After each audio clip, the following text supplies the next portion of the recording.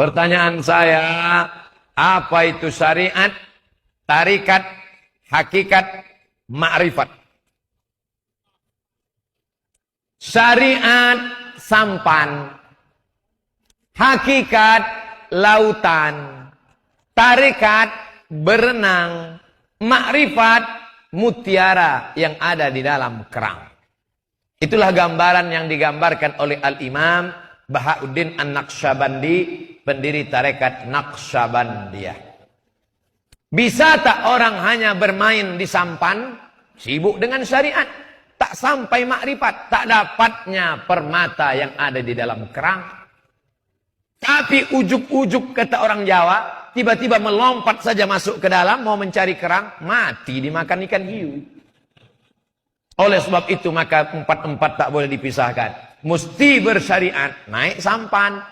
Sampannya harus ada hakikat, lautan. Jangan naik sampan di mall. Ada syariat, hakikatnya ada lautan. Syariat sejalan dengan hakikat. Tapi mesti ada tarekat. Jalan ke dalam apa? Berenang. Untuk meraih apa? Meraih ma'rifat. Itulah dia mutiara yang ada di dalam kerang. Mudah-mudahan kita mendapatkan keempat-empatnya insyaAllah. Belajar kepada Tuan Guru, kepada para habaib. Di sini ada mursyid, ada khalifah, ada tarekat Sattariyah, ada tarekat Naqsyabandiyah, ada tarekat Qadiriyah. Selama dia menjalankan. Tapi jangan sampai berguru pada orang yang meninggalkan syariat. Karena al-haqiqatu bila syari'atin batilah. Hakikat tanpa syariat batil. Karena Nabi Muhammad SAW tak pernah meninggalkan syariat. Jangan sampai nanti sholat zuhur orang tak ada. Mana sholat zuhur? Kenapa orang tak ada? Kamu kenapa tak sholat zuhur? Aku sudah sampai ke makrifat. Itu yang di masjid itu orang syariat aja tuh. Oh, ini gunanya kita maulid Nabi. Supaya mengikuti Nabi dalam 4 aspek. Syariat, hakikat, tarikat, ma'rifat. Ada yang mengatakan bahwa merayakan maulid dan Isra Mi'raj seperti perayaan Natal dan Paskah bagi orang Kristiani. Dengan dalil man tashabbaha biqaumin fahuwa minhum. Siapa yang ikut-ikut tradisi suatu kaum, maka dia bagian dari kaum itu. Apakah benar Pak Ustaz? Oh, ini 2 pertanyaan. Apakah benar itu orang yang buat maulid ini kita buat maulid ini sama dengan Natalnya orang Kristen? Ini orang jahil bin goblok. Kalau marah saya bilang jahil bin goblok, berarti nggak bisa baca kitab.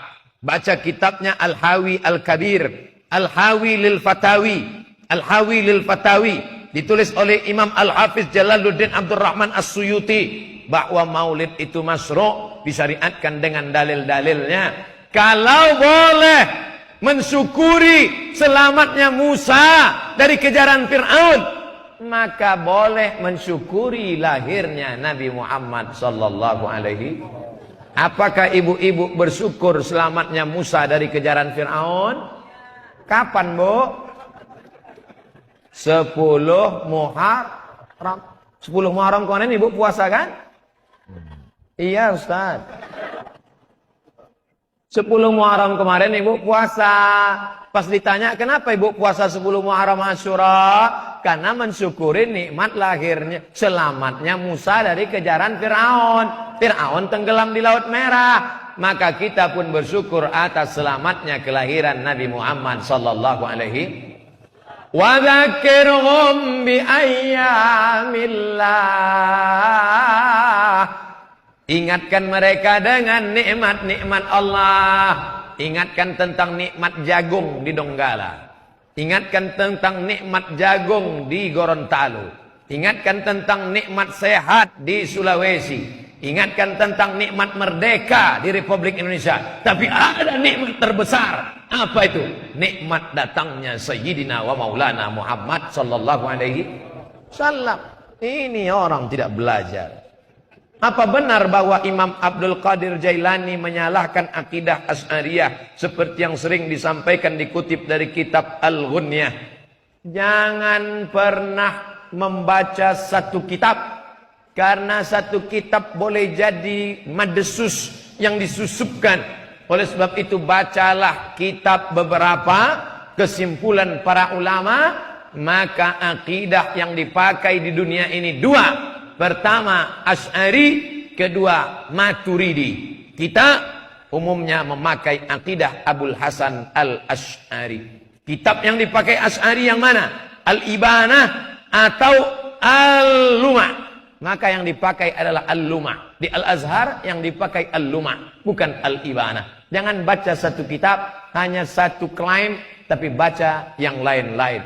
Asli Asy'ari adalah tafwid.